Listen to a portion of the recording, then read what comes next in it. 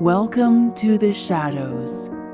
This is MrsSinister, where terrifying tales lull you to sleep.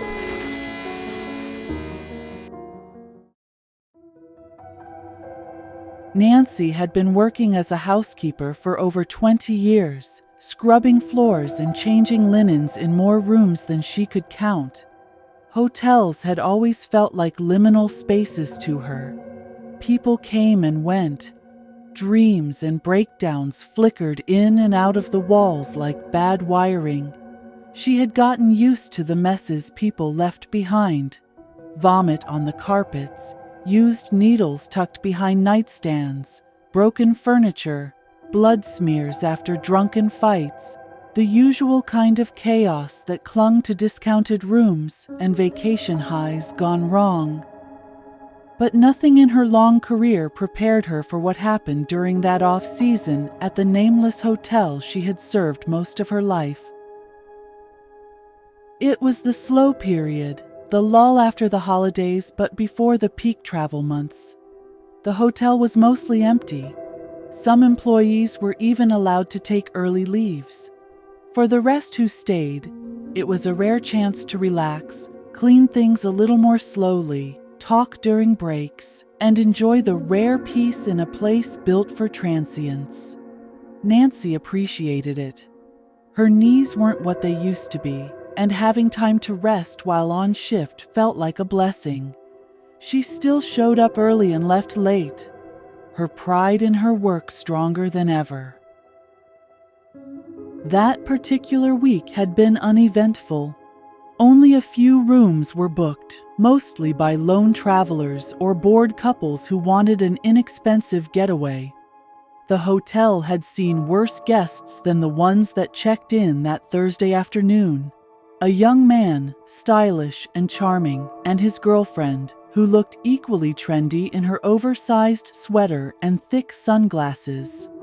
They wheeled in a suitcase that Nancy noted was small enough for a weekend stay. They were polite. They smiled, greeted the front desk staff, and took the elevator up to the 6th floor, room 611. Nancy cleaned their room earlier that day before they arrived. It had been easy. She replaced the towels, wiped down the bathroom, and noticed a broken remote control that she set aside to report. Everything smelled faintly of bleach and air freshener, the scent of temporary comfort. When the couple returned later in the evening, they were a little unsteady on their feet. Drunk, she assumed, but still polite. They laughed softly in the lobby, arms around each other, before disappearing into the elevator. No shouting, no slamming doors, no complaints from other guests. She thought nothing more of it. Hours later, just past midnight, the front desk received a frantic call. It was the girl. Her voice cracked and stumbled as she tried to explain that her boyfriend was overdosing. There was panic in her tone, but not unusual panic. The hotel had dealt with such things before. Young guests sometimes came with party habits they couldn't handle. The night shift contacted emergency services. An ambulance was on its way.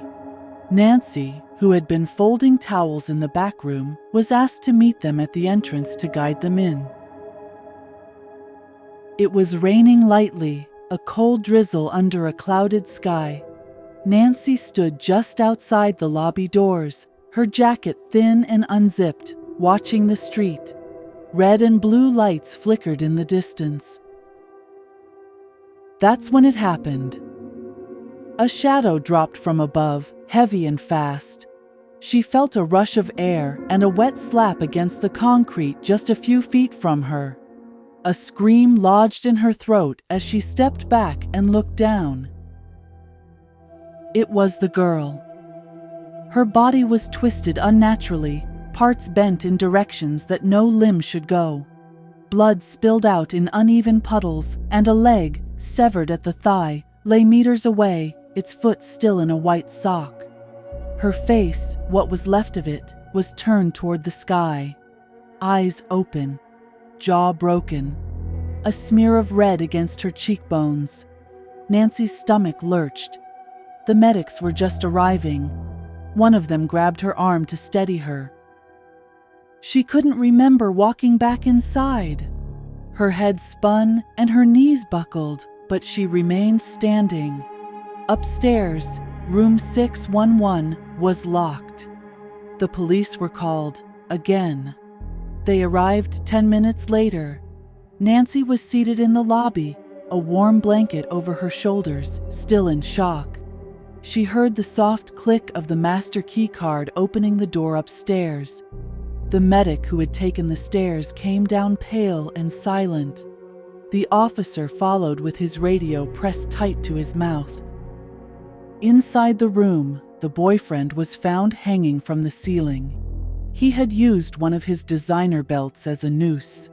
It was tied around a decorative beam that ran above the bed. The leather had cut deep into his neck, almost to the bone. His body dangled just inches above the floor, swaying slightly in the air-conditioned breeze. The bed was unmade, drinks scattered on the table, and a small pile of pills lay on the bathroom sink. The scene was like something out of a film. But films don't smell of copper and vomit. Films don't leave you with trembling hands for days. Nancy was sent home early. She didn't argue. Her supervisor offered her time off, and she took it without hesitation. For 2 weeks, she barely left her room. She lived with her younger sister in a modest duplex just outside the city. Her sister didn't pry. She knew Nancy had seen something bad, but not how bad. Nancy couldn't find the words to describe it anyway. She thought about the girl's body, how close it had come to landing on her. She remembered the soft sound it made when it hit the pavement. Not a crash, not a thud, more like a final exhale. Sleep became a challenge. Every time she closed her eyes, she saw red. Sometimes she dreamt of riding the elevator to the 6th floor, only to find the corridor drenched in blood. Sometimes the dreams were quieter. Just the sound of heels clicking down the hallway, endlessly walking toward a door that would never open. When she returned to work, things had shifted.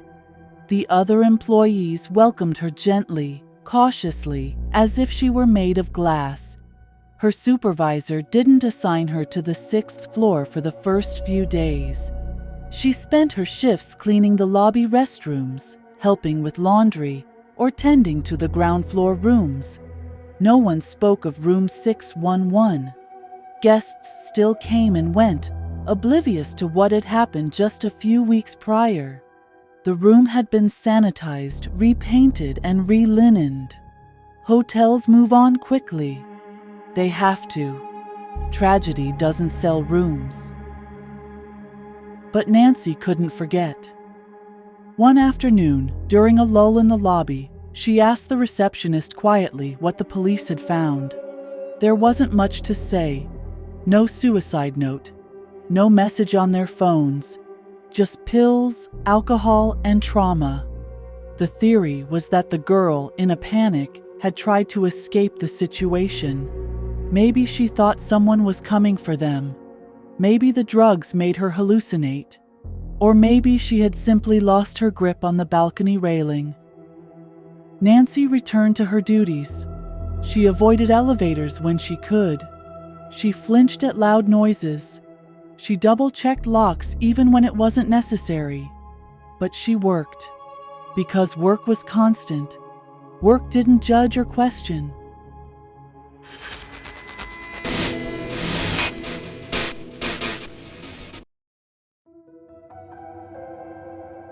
Vince had grown used to the monotony of corporate errands.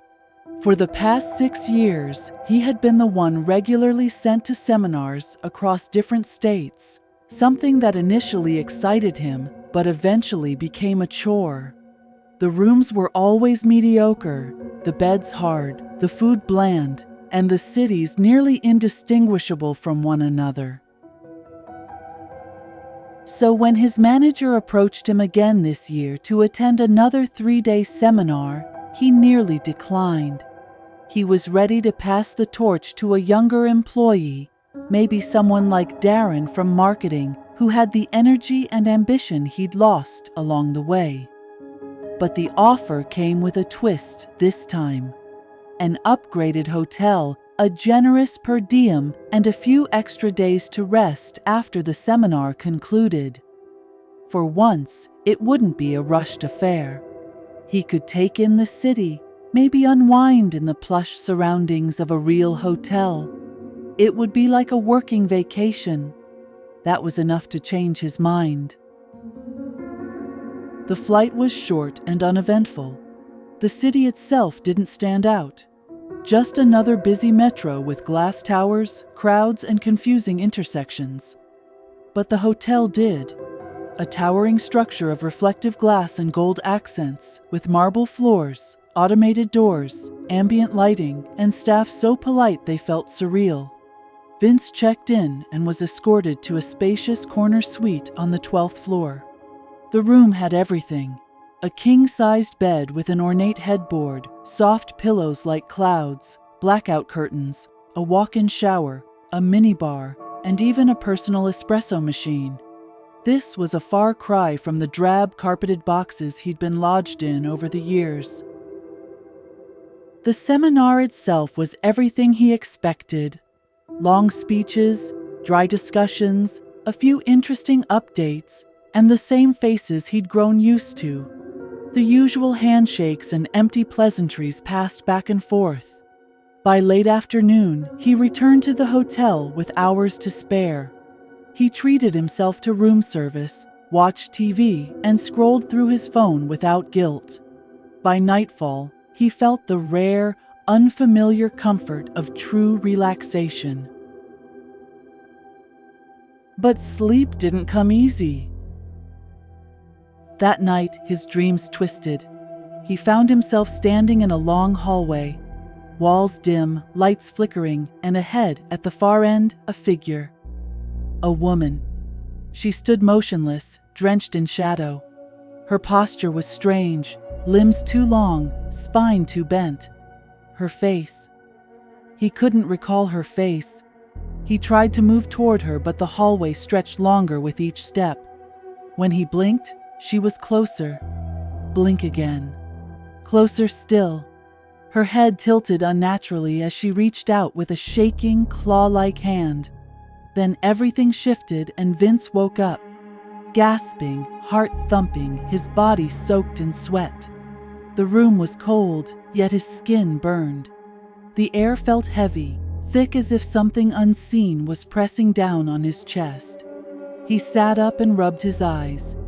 The digital clock read 2:49 a.m. He stared at the dark ceiling, unwilling to lie back down. It felt like something was watching him, not from the window or the door, but from inside the room. Morning came, and with the sun, normalcy returned. The dream clung to his mind, but he shrugged it off as stress. New environment, unfamiliar bed, maybe that was all. Still, he asked the front desk for a room change. They were surprisingly accommodating, moving him to a nearly identical suite on the 14th floor. He appreciated it, even if he didn't admit the real reason for his request. The second day of the seminar dragged on. Vince paid less attention than he usually did, his mind looping the imagery of the dream. That woman, her shape, her silent presence. It wasn't like any nightmare he'd had before. He skipped the group dinner that evening and returned to the hotel early. He decided to visit the hotel bar for a couple of drinks to help ease his mind. The bartender, a quiet man with a mechanical smile, served him an old-fashioned, then another. The alcohol softened the edges of his thoughts. By the time he returned to his new room, his limbs were heavy, and the fog of sleep settled easily over him. Until he woke up, Not like before. Not startled awake by a dream, but pulled from slumber by a presence. His eyes opened slowly, and as they adjusted to the dark, he saw her. Not in a dream. Not a figment. A woman hovered beside the bed, floating, her feet inches above the floor, her body slightly swaying as if suspended in water. Her long black hair moved unnaturally slow, as though underwater too. Her clothes were tattered, a pale gown with frayed edges. But her face was wrong. It was there, but not. As if smoke coiled around it constantly, forming features that refused to settle. A nose 1 second, gone the next. A smile flickering in and out of existence. Hollow eyes that shifted in size and shape. Vince couldn't scream. His body froze, throat constricted, lungs paralyzed. He stared at her as she stared at him, expressionless, yet deeply malicious. She drifted closer, and for a terrifying second, he felt her cold breath on his cheek. Then she vanished. He jumped out of bed and ran to the front desk in his slippers and robe. The night staff looked at him with concern, but shook their heads when he demanded another room. Everything was fully booked, they said. The hotel was hosting multiple events and conventions. No upgrades, no empty rooms, not even a closet. He asked for a refund. None. The third night was already paid for in full through his company. He tried to book another hotel using his phone. Every mid- and high-tier place nearby was filled. The only available listing within a reasonable distance was a 1-star motel tucked in a side street he'd never heard of. He hesitated. It looked grimy in the photos, had terrible reviews, and barely any amenities.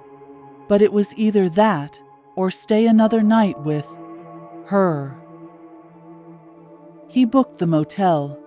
The receptionist at the luxury hotel was kind enough to help call a cab. Vince packed quickly and checked out earlier than scheduled. As the elevator descended, he felt his heart lighten, as though the hotel floors were weights slowly peeling off him. The motel was as bad as expected. The exterior was chipped, the lobby had a strange odor, and the room had mismatched furniture and stained curtains. The bed creaked and the blanket felt like sandpaper. But the silence was clean. No weight in the air. No invisible eyes. He slept. For the first time in 2 nights, he slept uninterrupted. The morning light came gently. No dreams, no visitations, just peace. He stayed there for the remainder of his trip, using his own money. The seminar concluded without incident, and he skipped the final group lunch. He used the remaining hours to walk around the city, eat street food, and sit in a quiet park. It was underwhelming, but safe. That night, in the humble motel, he felt more secure than he had in the 5-star tower. He left the next morning with little fanfare. When he returned to the office, he didn't talk about the hotel. He filed his reports, submitted his receipts, leaving out the motel stay, and went about his tasks. Darren asked him how it went. Vince simply nodded. When the company started planning the next year's seminar trip and asked him to consider going again, Vince declined without hesitation. "Let the younger ones go," he said. "It's their turn now."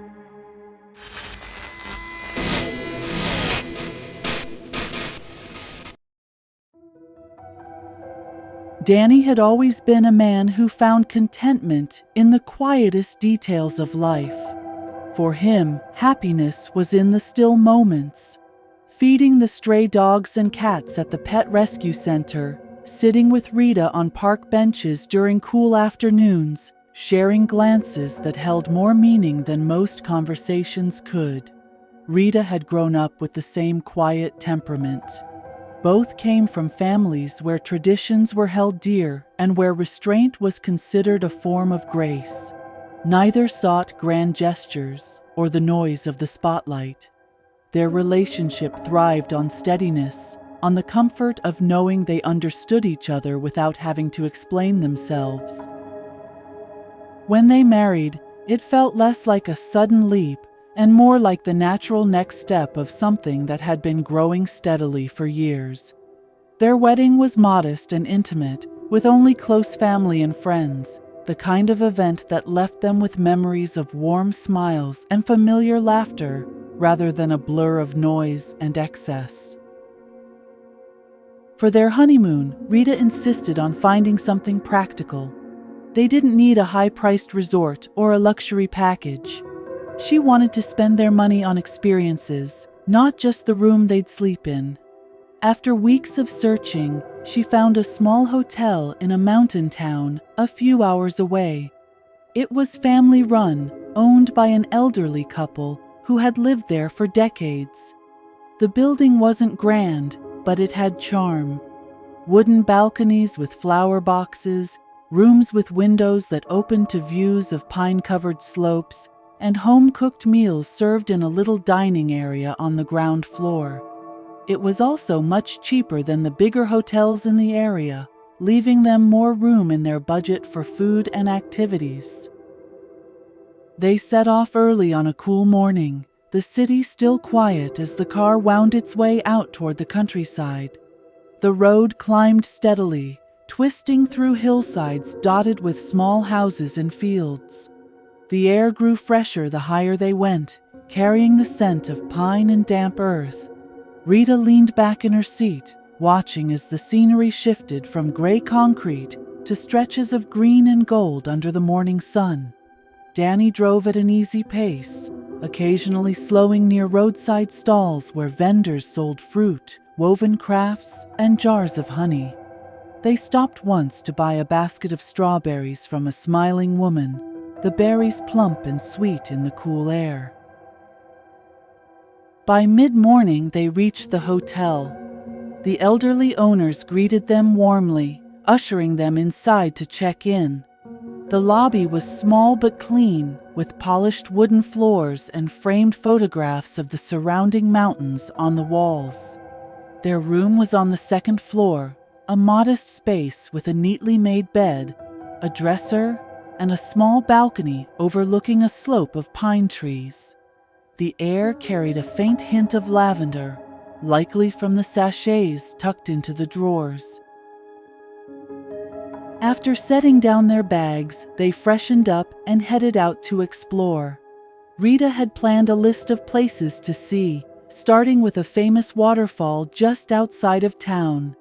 They walked along a trail lined with mossy rocks and ferns, the sound of rushing water growing louder until it roared before them in a silver cascade. Mist clung to their clothes, and Danny laughed softly as a stray dog trotted up to them, tail wagging, accepting the piece of bread he offered from his bag. From there, they drove to a hilltop viewpoint where the clouds drifted so low they seemed almost close enough to touch. They lingered for a while, taking in the sweeping view of the valley below, before heading into the town center. Lunch was at a restaurant Rita had read about, a place with panoramic windows and a menu filled with local specialties. They splurged on fresh grilled trout, buttery mountain vegetables, and a dessert made from the strawberries they'd seen sold at the stalls. The afternoon passed in a haze of sightseeing and indulgence. They wandered through souvenir shops, sampling pastries and buying small trinkets for family back home. In the late afternoon, they found themselves at another restaurant known for its rich, slow-cooked stews. The price was steep, but they had budgeted for meals like this, and Rita wanted to enjoy at least one dinner without thinking about the cost. By the time they returned to the hotel, the sky had deepened into a dusky violet, the first cool breath of night sweeping in from the mountains. In the quiet of their room, Rita felt the contentment of the day settling over her.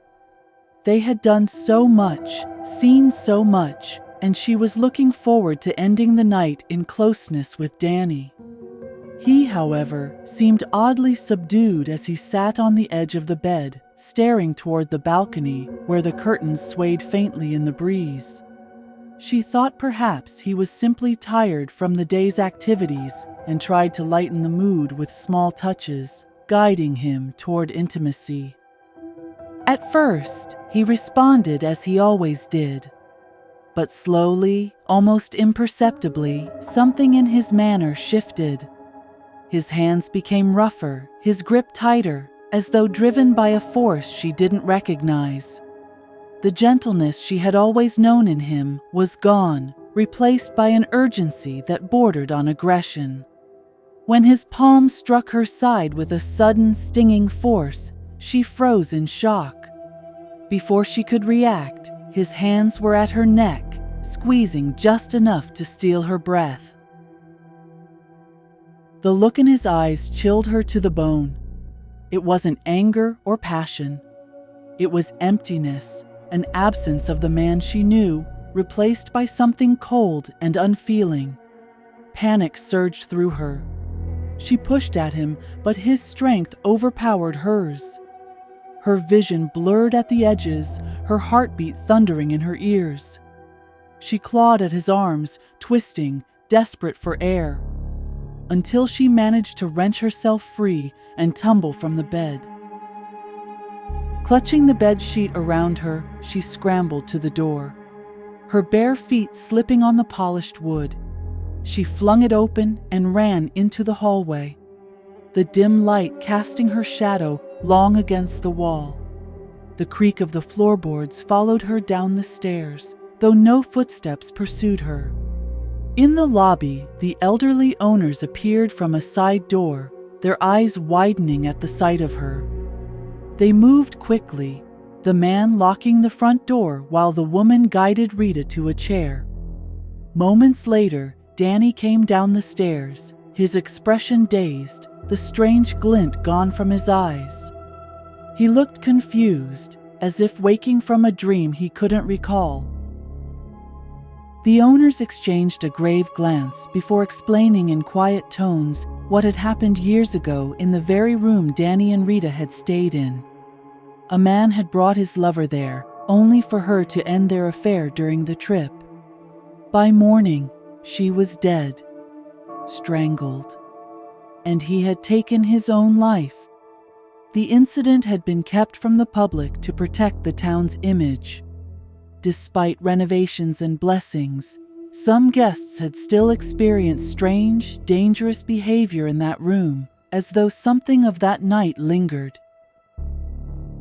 Rita wanted to leave at once, and Danny, shaken and confused, agreed without protest. They packed their things quickly, the atmosphere in the room heavy but no longer hostile. The owners, apologetic and visibly distressed, refused payment for the night and urged them to choose another hotel in town. By the time they checked into a bright, modern hotel in the city later that night, the tension had eased. The noise of traffic outside their window and the hum of the air conditioner felt grounding, pulling them back into normalcy. The rest of their honeymoon passed without incident. They visited parks, tried new restaurants, and even laughed together about the sheer absurdity of how much they had eaten in a single week. Danny seemed fully himself again. Warm, gentle, attentive, with no memory of the strange violence that had overtaken him.